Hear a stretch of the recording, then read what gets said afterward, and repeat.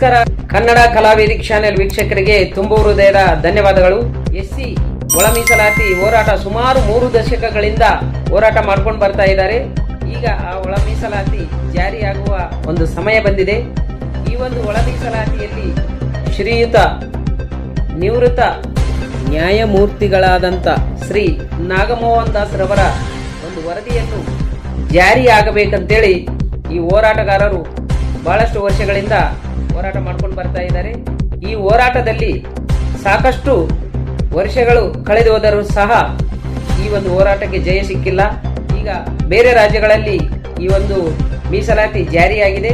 ನಮ್ಮ ಕರ್ನಾಟಕ ರಾಜ್ಯದಲ್ಲಿ ಕರ್ನಾಟಕ ಸರ್ಕಾರ ಈ ಒಂದು ಒಳ ಮೀಸಲಾತಿ ಜಾರಿ ಮಾಡಿ ಕಡುಬಡವರಾದಂಥವರು, ದೀನದಲಿತರು, ಆರ್ಥಿಕ ಹಾಗೂ ಶೈಕ್ಷಣಿಕ ತುಳಿತಕ್ಕೆ ಒಳಗಾದಂಥ ಅಲೆಮಾರಿಗಳು, ದೀನದಲಿತರು ಯಾವ ಸಮುದಾಯದಲ್ಲಿದ್ದಾರೆ ಅನ್ನೋದು ಗುರುತಿಸಿ ಆ ಸಮುದಾಯಗಳಿಗೆ ಒಂದಿಷ್ಟು ಹೆಚ್ಚಿಗೆ, ಅಂದರೆ ಜನಸಂಖ್ಯೆಯ ಆಧಾರದ ಮೇಲಲ್ಲದೆ ಆ ಒಂದು ಕಡುಬಡವರಾದಂಥ ಸಮುದಾಯಗಳಿಗೆ ಒಂದಿಷ್ಟು ಮೀಸಲಾತಿ ಹೆಚ್ಚಿಗೆ ನೀಡುವ ಮೂಲಕ ಮಾನವೀಯತೆ ತೋರಿಸಬೇಕು. ಸನ್ಮಾನ್ಯ ಶ್ರೀ ಮುಖ್ಯಮಂತ್ರಿಗಳಾದಂಥ ಸಿದ್ದರಾಮಯ್ಯನವರು, ಸನ್ಮಾನ್ಯ ಶ್ರೀ ಉಪಮುಖ್ಯಮಂತ್ರಿಗಳಾದಂಥ DK ಶಿವಕುಮಾರ್ ಸರ್ ಅವರು ಅಲೆಮಾರಿ ಜನಗಳ ಮೇಲೆ ಕರುಣೆ ತೋರಿಸಿ ಇವರನ್ನು ಮೇಲೆತ್ತುವ ಕೆಲಸ ಮಾಡಬೇಕು. ಯಾವ ರೀತಿ ಅಂತಂದ್ರೆ, ಇವರ ಜನಸಂಖ್ಯೆದ ಆಧಾರ ಮೇಲೆ ಮೀಸಲಾತಿ ಪರಿಗಣಿಸದೆ ಇವರ ಒಂದು ಆರ್ಥಿಕ ಹಾಗೂ ಶೈಕ್ಷಣಿಕ ಇದುವರೆಗೆ ತುಳಿತಕ್ಕೆ ಒಳಗಾದಂತ ಈ ಎಲ್ಲಾ ಆಲೋಚನೆಗಳನ್ನು ಗಮನದಲ್ಲಿಟ್ಕೊಂಡು ಒಂದಿಷ್ಟು ಮೀಸಲಾತಿ ಹೆಚ್ಚಿಗೆ ನೀಡುವ ಮೂಲಕ ಈ ಒಂದು ಬಡ ಜನರಿಗೆ ತುಂಬಾ ಅನುಕೂಲ ಮಾಡಿಕೊಟ್ಟಂತೆ ಆಗುತ್ತದೆ. ಅದಕ್ಕಾಗಿ ಒಂದು ಗಾದೆ ಇದೆ ಕನ್ನಡದಲ್ಲಿ, ಬಲವಿದ್ದಾಗ ನಿರ್ಬಲರಿಗೆ ಸಹಾಯವಾಗಬೇಕು, ಹಣವಿದ್ದಾಗ ಆ ಹಣದಿಂದ ಸದ್ವಿನಿಯೋಗ ಆಗಬೇಕು, ಅಧಿಕಾರವಿದ್ದಾಗ ಅಧಿಕಾರದಿಂದ ಲೋಕ ಕಲ್ಯಾಣವಾಗಬೇಕಂತೆ. ಅಧಿಕಾರ ಇಲ್ಲದ ಸಮಯದಲ್ಲಿ ನಾವು ಏನ್ ಮಾಡ್ತೀವಿ ಅಂದ್ರೂ ಕೂಡ ಯಾವುದೇ ಕಾರಣಕ್ಕೂ ಏನೂ ಮಾಡ್ಲಿಕ್ಕೆ ಆಗಲ್ಲ. ಅದಕ್ಕಾಗಿ ಈಗ ತಮ್ಮ ಕೈಯಲ್ಲಿ ಅಧಿಕಾರ ಇದೆ, ದಯಮಾಡಿ ಇಂಥ ಒಂದು ಅಲೆಮಾರಿಗಳಿಗೆ ಹೆಚ್ಚಿನ ಮೀಸಲಾತಿ ನೀಡಿದ್ದೇ ಆದಲ್ಲಿ ಅವರ ಒಂದು ಇಡೀ ಜೀವನ ಅಲ್ಲ, ಅವರ ಮಕ್ಕಳು ಮರಿ ಮೊಮ್ಮಕ್ಕಳು ಕೂಡ ತಮ್ಮ ಒಂದು ಹೆಸರು ಹೇಳ್ಕೊಂಡು ಜೀವನ ಮಾಡುತ್ತಾರೆ. ಅದು ಶಿವನಿಗೂ ಕೂಡ ಪ್ರಿಯವಾದಂತ ಒಂದು ಆಯ್ಕೆಯಾಗಿದೆ. ಅದಕ್ಕಾಗಿ ದಯಮಾಡಿ ಈ ಒಂದು ಅಲೆಮಾರಿಗಳಿಗೆ ಜನಸಂಖ್ಯೆ ಆಧಾರದ ಮೇಲೆ ಪರಿಗಣಿಸದೆ ಮಾನವೀಯತೆ ಒಂದು ಆಧಾರದ ಮೇಲೆ ಹೆಚ್ಚಿನ ಒಂದು ಮೀಸಲಾತಿಯನ್ನು ನೀಡಬೇಕು ಅಂತೇಳಿ ನಮ್ಮ ಚಾನೆಲ್ ವತಿಯಿಂದ ಕೂಡ ತಮಗೆ ಒತ್ತಾಯಿಸುತ್ತೇವೆ. ಈ ಒಂದು ಹೋರಾಟಕ್ಕೆ ಬಹಳಷ್ಟು ಜನರು ಹೋರಾಟ ಮಾಡ್ತಾ ಇದ್ದಾರೆ. ಹಗಲು ಇರುಳು ಅನ್ನದೇ, ತಾಲೂಕು, ಜಿಲ್ಲೆ, ಗ್ರಾಮ ಅನ್ನದೇ ನಂತರ ಸಾಕಷ್ಟು ಹೋರಾಟಗಳನ್ನು ಮಾಡಿ ಶ್ರಮಿಸಿದ್ದಾರೆ. ಅಂತ ಒಂದು ಹೋರಾಟಗಾರರು ಬೆಂಗಳೂರು ಫ್ರೀಡಂ ಪಾರ್ಕ್ನಲ್ಲಿ ಕೂಡ ಮಾಡಿದ್ದಾರೆ. ಬನ್ನಿ ಅವರು ಹೋರಾಟ ಯಾವ ರೀತಿ ಇತ್ತು ಅನ್ನೋದನ್ನು ನೀವು ಎಲ್ಲರೂ ಸೇರಿ ನೋಡೋಣ. ಎಲ್ರಿಗೂ ತುಂಬ ಹೃದಯದ ಧನ್ಯವಾದಗಳು. ನಮಸ್ಕಾರ.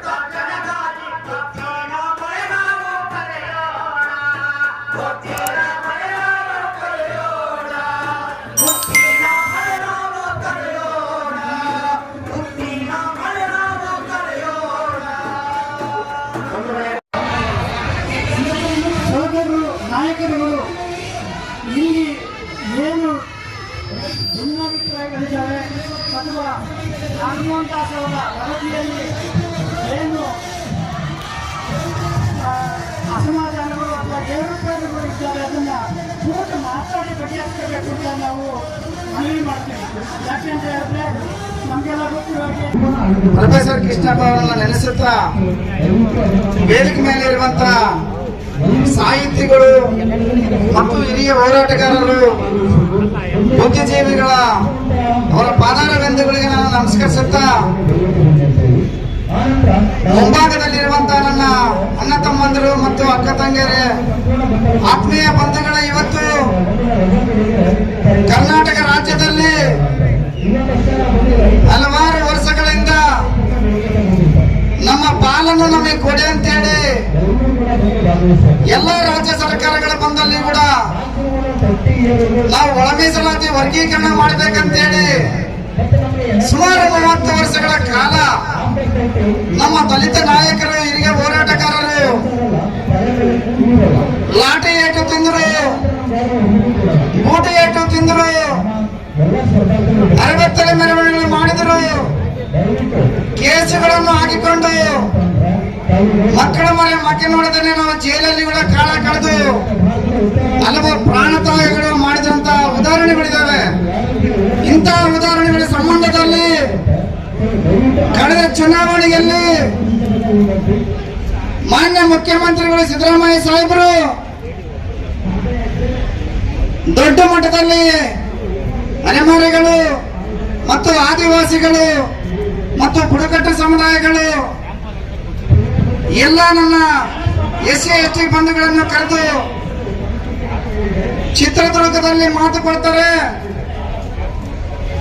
ಸ್ವಾಮಿ, ನಾಳೆ ನಮಗೇನಾದ್ರು ನೀವೆಲ್ಲರೂ ಓಟ್ ಹಾಕಿ ನಮಗೆ ಕೇಳಿಸಿದ್ದೆ ನಿಜವಾದರೆ ಮೊದಲನೇ ಕ್ಯಾಬಿನೆಟ್ ಅಲ್ಲಿ ನಾನು ಒಳ ಮೀಸಲಾತಿ ಜಾರಿ ಮಾಡ್ತೀನಿ ಅಂತೇಳಿ ಸನ್ಮಾನ್ಯ ಸಿದ್ದರಾಮಯ್ಯ ಸಾಹೇಬರು ದೀನ ದಲಿತರ ಬಂಧುಗಳು ಮತ್ತು ಮುಖಂಡರುಗಳು ಮಾತು ಕೊಟ್ಟಿದ್ರು. ಅವತ್ತು ಸ್ವಾಮಿ, ಮಾನ್ಯ ಮುಖ್ಯಮಂತ್ರಿಗಳೇ, ತಾವು ದೀನ ದಲಿತರು ಮತ್ತು ಅಲೆಮಾರಿಗಳು ಮತ್ತು ತಾವು ಸಾಮಾಜಿಕ ಹೋರಾಟದ ಹಿನ್ನೆಲೆಯಿಂದ ಬಂದಂತ ಮಾನ್ಯ ಮುಖ್ಯಮಂತ್ರಿಗಳು ತಾವು ಯಾಕೆ ಮೇಲನ್ನ ಹೇಳಿಸ್ತಾರೋ ನಮಗೆ ಅರ್ಥ ಆಗ್ತಾ ಇಲ್ಲ. ಮಾನ್ಯ ಮುಖ್ಯಮಂತ್ರಿಗಳು ತಾವು ಇವತ್ತು ನಮ್ಮ ದೀನ ದಲಿತರ ಬಂಧುಗಳ ಜೊತೆಯಲ್ಲಿ ನಾವು ಕೂಡ ಅಲೆಮಾರಿಗಳು ಸ್ವಾತಂತ್ರ್ಯ ಬಂದು ಶತಮಾನಗಳಿಂದ ನಾವು ಊರವರೆಗೆ ಟೆಂಟ್ ಹಾಕೊಂಡು ಯಾವುದೋ ಜಾಗದಲ್ಲಿ ಗುಡಾರಗಳನ್ನು ಹಾಕೊಂಡು ಯಾವುದೋ ಆಳಬಿದ್ದ ಮಂಟಪಗಳಲ್ಲಿ ಜೀವನ ಮಾಡ್ತಾ ಇವತ್ತಿಗೂ ಕೂಡ ನಮ್ಮ ಜಾತಿ ಪ್ರಮಾಣ ಪತ್ರ ಇಲ್ಲದೆ, ನಮ್ಮ ಮಕ್ಕಳ ವಿದ್ಯಾಭ್ಯಾಸ ಇಲ್ಲದೆ ನಾವು ಭಿಕ್ಷೆ ಬೇಡುವಂತಹ ಸಂದರ್ಭದಲ್ಲಿ ನಮ್ಮನ್ನು ಹಿಡಿದು ಒಳಗಾಗ್ತಂತ ಸಂದರ್ಭದಲ್ಲಿ ನಮ್ಮ ನಾಯಕರು, ನಮ್ಮ ಧ್ವನಿಯಿಂದ ಸಮುದಾಯಗಳು, ನಮ್ಮ ಹಸಿವಿನಿಂದ ಸಾಯುವಂತ ಸಂದರ್ಭದಲ್ಲಿ ನಮ್ಮ ನಾಯಕರಲ್ಲಿ ವೇದಿಕೆ ಮೇಲಿರುವಂತಹ ಬಂಧುಗಳು ನಮಗೆ ಅನ್ನ ಕೊಟ್ಟು ಸಲುಹಿದ್ರು. ನಾವು ನಡೆದಿರುವಂತ ಸಂದರ್ಭ ಕೈ ಹಿಡಿದು ನಡೆಸಿದ್ರು. ನಮ್ಮ ಜೊತೆಲೆ ನೀವಿದ್ದೀರಿ, ನಿಮ್ಮ ಜೊತೆಲೆ ನಾವಿದ್ದೀವಿ, ನಿಮಗೆ ನ್ಯಾಯ ಕೊಡಿಸ್ತೀವಿ ಅಂತೇಳಿ ತಲಾಂತರದಿಂದ ನಮ್ಮನ್ನ ಹಸಿವಿನಿಂದ ಕೂಡ ಊಟ ಕೊಟ್ಟು ಸಲಿದಂತ ನಾಯಕರ ಜೊತೆಲಿ ನಾವಿದ್ರೆ ನೀವು ಇವತ್ತು ಒಳ ಮೀಸಲಾತಿ ಜಾರಿ ಮಾಡ್ತೀವಿ ಅಂತೇಳಿ ಸುಪ್ರೀಂ ಕೋರ್ಟ್ ಆದೇಶ ಬಂದು ಅಂತ ಹೊರಸಾಯ್ತು. ತಾವೇನು ಅವರವರ ಸಮುದಾಯದ ಅನುಗುಣವಾಗಿ ಜನಸಂಖ್ಯೆದ ಆಧಾರದ ಮೇಲೆ ನಾವು ನ್ಯಾಯ ಕೊಡ್ತೀವಿ ಅಂತೇಳಿ ಸನ್ಮಾನ್ಯ ನಿವೃತ್ತ ನ್ಯಾಯಮೂರ್ತಿಗಳು ನಾಗಮೋಹನ್ ದಾಸ್ ಅವರ ನೇಮಕ ಮಾಡಿ ವರದಿ ಸಲ್ಲಿಸಿದ್ರು. 7ನೇ ತಾರೀಕು ವರದಿ ಬಂದ ಕೂಡಲೇ ನಾವು ನ್ಯಾಯ ಕೊಡ್ತೀವಿ ಅಂತಂದು ಹೇಳಿದ್ರಿ. ಇವತ್ತು ಯಾಕೋ ಏನೋ ಅದು ಹಿಂದೆ ಮುಂದೆ ನೋಡ್ತಾ ಇದ್ರಿ. ಅದು ಮುಂದೆ ತರುವಂತ ಕೆಲಸ ಮಾಡಿ ಎಲ್ಲೇ ಇದ್ದರೂ ಕೂಡ ನೀವು ಆಗಲಾರ್ದನೆ ವೈಮನಸ್ಸನ್ನು ಉಂಟು ಮಾಡುವಂತ ಕೆಲಸ ಮಾಡ್ತಾ ಇದ್ರಿ. ಮಾನ್ಯ ಸಿದ್ದರಾಮಯ್ಯ ಸಾಹೇಬ್ರೆ, ನಿಮ್ಮನ್ನು ನಾವು ನಂಬಿದ್ದೀವಿ. ನಾವು ತಾವಿರುವಂತ ಸಂದರ್ಭದಲ್ಲಿ ಎಲ್ಲೆಲ್ಲೇ ಹೋಗಿ ನಾವು ಗುಡಾರ ಗುಡಿಸಲಲ್ಲಿ ಕೂಡ ನಾವು ಓಟು ಕೇಳಿದ್ದೀವಿ. ಮಾನ್ಯ ಸಿದ್ದರಾಮಯ್ಯ ಸಾಹೇಬರು ಬಂದ ಕೂಡಲೇ ನಮ್ಮ ಪಾಲು ನಮಗೆ ಕೊಡ್ತಾರೆ, ಒಳ ಮೀಸಲಾತಿ ಜಾರಿ ಮಾಡ್ತಾರೆ ಅಂತೇಳಿ ನಿಮ್ಮ ಮೇಲೆ ಅಷ್ಟೊಂದು ವಿಶ್ವಾಸದಿಂದ ನಾವಿದ್ದೀವಿ. ಆದ್ರೆ ನಮ್ಮನ್ನ ಯಾಕೋ ಏನೋ ನೀನು ರಾಜಕೀಯ ಪರವಾಗಿ ಮಾಡ್ತಾ ಇದೆಯೋ, ಇಲ್ಲ ಯಾರೋ ಹಿರಿಯ ಸಚಿವರು ಹೇಳಿದ ಮಾತು ಕೇಳ್ತಾ ಇದೆಯೋ, ಇಲ್ಲ ಮುಂದುವರೆದ ಸಮುದಾಯಗಳು ಮಾತು ಕೇಳ್ತಾ ಇದೆಯೋ ಗೊತ್ತಿಲ್ಲ. ನಾವು ಸಣ್ಣ ಸಮುದಾಯಗಳು ಅಲೆಮಾರಿಗಳು ಇವತ್ತು ಬೀದಿಯಲ್ಲಿದ್ದೀವಿ. ನಮಗೆ ಆಯ್ತು, ನಮಗೆ 1% ಅನ್ನು ತಾವು 49 ಸಮುದಾಯಗಳಿಗೆ 1% ಅನ್ನು ನೀವು ಘೋಷಣೆ ಮಾಡಿದಿರಿ. ತಾವು ವರದಿ ಕೊಟ್ಟಿದ್ದ ವರದಿ ನೋಡಿದ್ದೀವಿ. ಆದ್ರೂ ಪರವಾಗಿಲ್ಲ, ನಮ್ಮ ಅಣ್ಣ ತಮ್ಮಂದ್ರ ಜೊತೆ ನಾವು ಇರ್ತೀವಿ. ನಮಗೆ 1% ಆದ್ರೂ ಸಾಕು, ಕೂಡಲೇ ನಮಗೆ ಜಾರಿ ಮಾಡಿ ನಮಗೆ ನ್ಯಾಯ ಕೊಡುವಂತ ಕೆಲಸ ಮಾಡಿ. ಇಲ್ಲಾಂದ್ರೆ ನಮ್ಮ ಸಮುದಾಯಗಳು ಅಲೆಮಾರಿಗಳು ಇವತ್ತು ಅನ್ನ ಇಲ್ಲದೆ, ಊಟ ಇಲ್ಲದೆ, ಯಾವುದೇ ವಿದ್ಯಾಭ್ಯಾಸ ಇಲ್ಲದೆ ನಾವು ಬೀದಿಯಲ್ಲಿ ಕಾಲ ಕಳಿತಿದ್ದೀವಿ.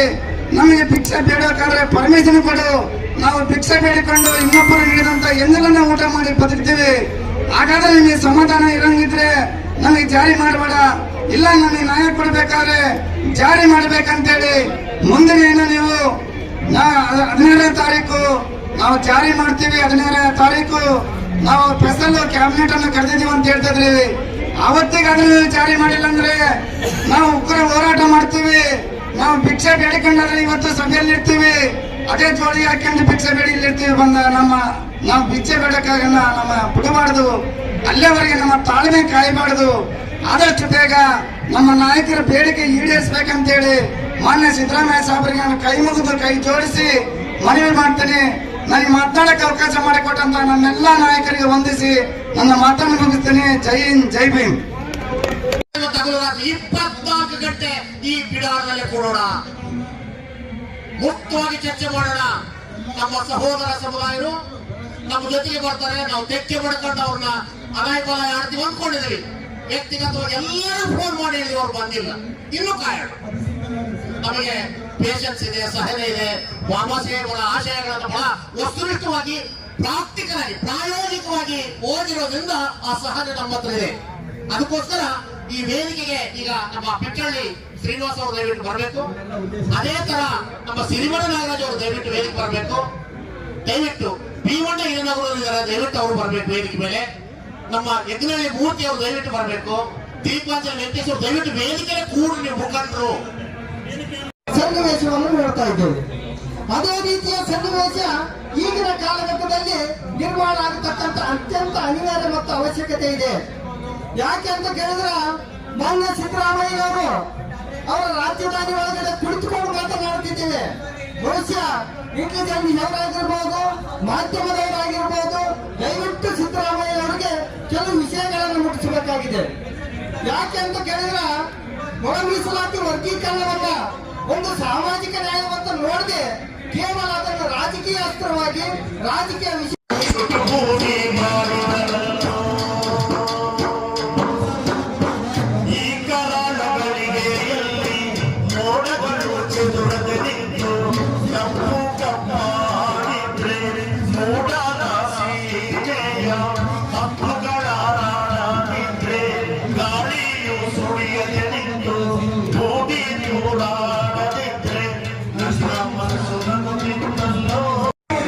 ಇವೆಲ್ಲವೂ ಕೂಡ ಇದೇನು ಸಾಮಾಜಿಕ ಜಾಲತಾಣಗಳಲ್ಲಿ ಬರ್ತಾ ಇದೆ ಮತ್ತು ಹರಡ್ತಾ ಇದೆ.